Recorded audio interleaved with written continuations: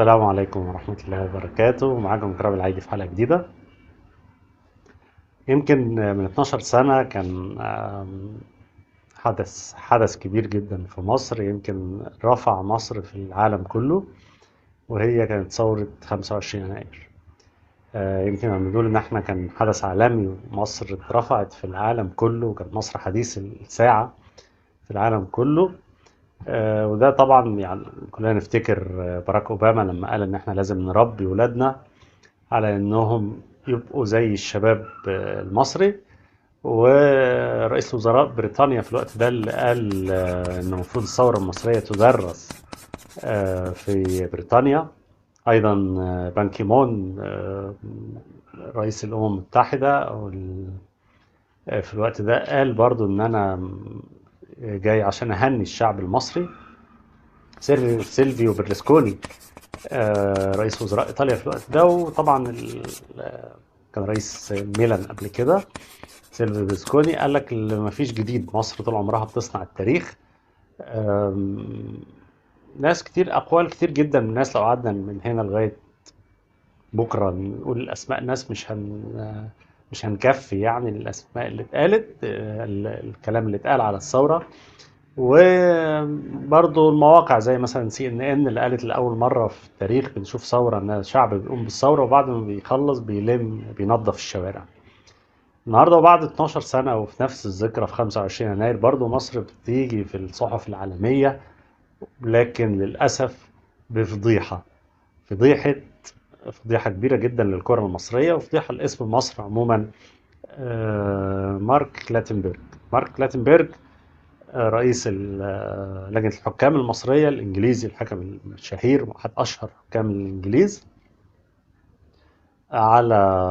في جريدة ذا سان وذا ميرور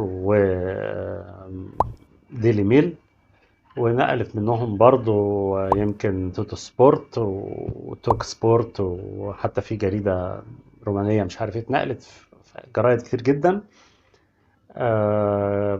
كلاتنبرج بيقول ان هو، او حسب الصن، حسب ما قالت، ان هو هرب من مصر، او هو بيقول يعني ان هو هرب من مصر بسبب الاساءات اللي تعرض ليها.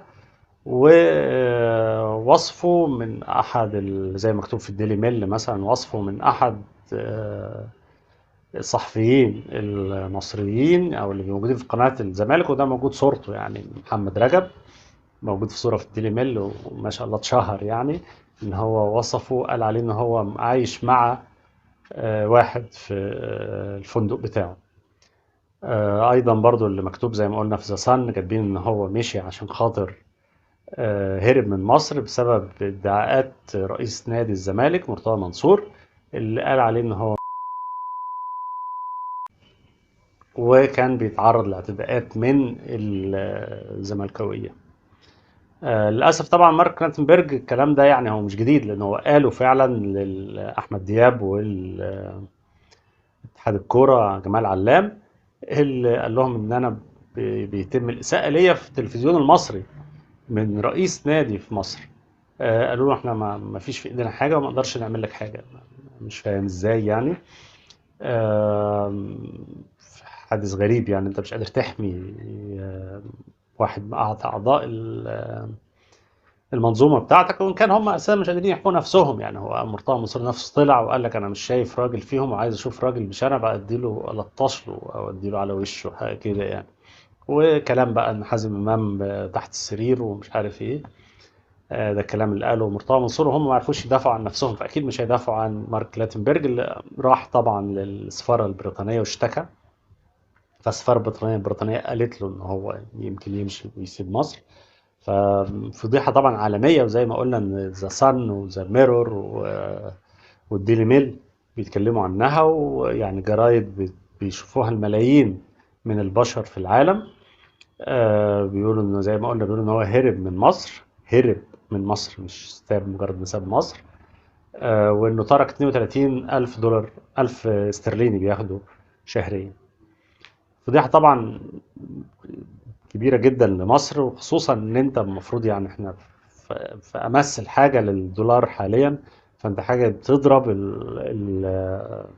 السياحة المصرية ضربة قاسمة يعني زي ما بيقولوا انت في اشد الحاجة لوجود سياح حاليا ووجود الدولار. فاحنا الغريب ان انت حاجة زي كده ومفيش حد بيحاسب حد. انت يمكن مرتضى منصور الكلام ده مش جديد عليه، هو بقاله اكتر من سنة في القصة دي، بداية من الشكاوى الكتيرة جدا اللي قدمها الخطيب عليه، وفي وقتها كان موجود في البرلمان. لكن كان البرلمان بيرفض ان هو يشيل رفع عنه الحصانة، وحتى لما خرج من البرلمان ما فيش احكام حصلت عليه، وحتى لما خد حكم للاسف ما تنفذش. حاليا اتنقل بقى، الراجل شاف ان هو بيشتم كل الناس ومفيش حد بيعمل له حاجة، فراح اتنقل بقى مارك كلاتنبرج. يعني ما اتمنى طبعا، او مش نتمنى يعني، هي حاجه ان كنا نتمنى ان يكون في موقف من المسؤولين المصريين، لكن طبعا ما اعتقدش ان في مسؤول مصري ممكن ياخد اي خطوه لانه ما خدش قبل كده. لكن الغريبه في الموقف ان يعني، او اللي منتظرينه، مش الغريب يعني، منتظرينه انه يكون في موقف من المسؤولين السعوديين، لان السعوديه زي ما احنا عارفين بتخطط او بتروج لفكره اقامه مونديال مشترك بينها وبين مصر، وممكن قد يكون اليونان الثالثة. فأنت في الوقت اللي السعودية جابت واحد زي كريستيانو رونالدو، بيتفقوا مع مودريتش، كوادرادو، جابوا سبينا قبل كده، في كلام عن ميسي عايزين يجيبوه. فانت في الوقت اللي انت السعودية بتحاول انها تروج للسياحة او بتروج لموضوع المونديال، فانت اعتقد ان انت بتنسف لهم فكرتهم باللي بيعمله مرتضى منصور. فاتمنى ان يكون في تدخل من المسؤولين السعوديين بعد ما احنا فقدنا الامل في التدخل هنا في مصر. ايضا نتمنى تاني برضو ان يكون في توجه من مارك لاتنبرج، انه ينقل الموضوع للفيفا، يكون في تدخل من الفيفا. هم اعتقد هم دول الامل فيهم يعني، سواء السعوديه او الفيفا. ده طبعا فضيحة كلاتنبرج. وطبعا العجيب يعني ان احنا بعد القصة دي كلها، كل اللي عمله الاتحاد الكرة المصري ان هو عمل بيان وقال لك انه ازاي بيقول كده، ده مصر بلد الامن والامان. كان المفروض يبعتوا له رسالة ويقولوا له ادخلوا مصر ان شاء الله امنين، يعني زي ما قال سيدنا يعقوب، او يقولوا له ما تقولش ايه اديتنا مصر، قول هندي ايه لمصر يعني. هي دي، وهي دي مصر يعني. ده عن موضوع كلاتنبرج. اما في بقية الاحداث او اللي حابة اتكلم عنها تاني، وهي بعد الاسبوع ال15 وبعد هزيمة الزمالك من المحلة وفوز الاهلي طبعا على البنك الاهلي، وتعادل كان فوز هام طبعا جدا، تعادل فيوتشر مع المصري. الاهلي النهارده دلوقتي فرق عن اقرب منافسيه 6 نقط اللي هو فيوتشر. طبعا خطوه كانت مهمه جدا، وكان يهمنا جدا فوز الاهلي على البنك الاهلي، علشان آه، ان انت تقدر بعد ما انت رايح كاس العالم، لما ترجع من كاس العالم تكون برضو مستمر في المركز الاول، لان فرق ال6 نقط بينك وبين فيوتشر مش هيقدر يلعب في الفتره دي غير ماتشين. حتى لو كسبهم هيبقى 6 نقط، هيبقى زيك، هتبقى انت برضو فارق بالاهداف عن فيوتشر، انك انت جايب اهداف اكتر. فده لو كسب طبعا 6 نقط. زي ما قلنا انت الاهلي الاول، فارق بعده بعده فيوتشر. الاهلي 37 نقطه، بعده فيوتشر 31 نقطه، بعدهم بيراميدز في المركز الثالث 27 نقطه، 30 نقطه، وبعدين المقاولين 27 نقطه، فالزمالك الخامس ب 26 نقطه. فرق طبعا مريح ان انت ان شاء الله بعد ما ترجع من كاس العالم وترجع من افريقيا تكون ما زلت في الاول. ولكن بعد الاسبوع ال15، وزي ما بنقول او زي ما بيقول السلطان جورج وسوف في يوم الوداع، ده يمكن العنوان اللي ممكن يتحط عن الاسبوع ال15 في بعد هزيمة الزمالك، في يمكن في اليوم 24 نفسه يعني. ده اليوم 24 كان في الصبح اتحاد الكرة أعلن استقالة مارك كلاتنبرج. ده بدأ بالأول واحد استقالة كلاتنبرج.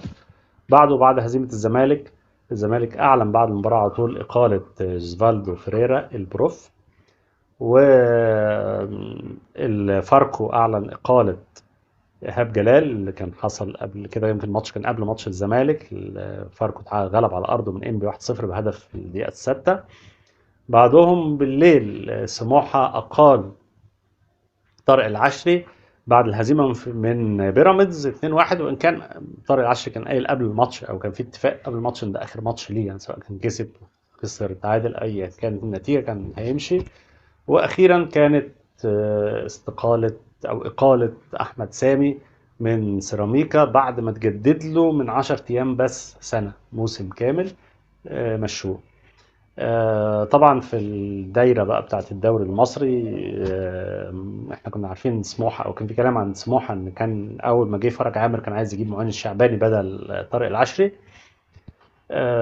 لكن بعد سيراميكا ما اقال احمد سامي حصل تبادل بقى، تباديل وتوافيق بين الانديه المصريه. فسيراميكا سموحه هياخد احمد سامي من سيراميكا، وسيراميكا هياخد معين الشعباني اللي كان المفروض يروح سموحه.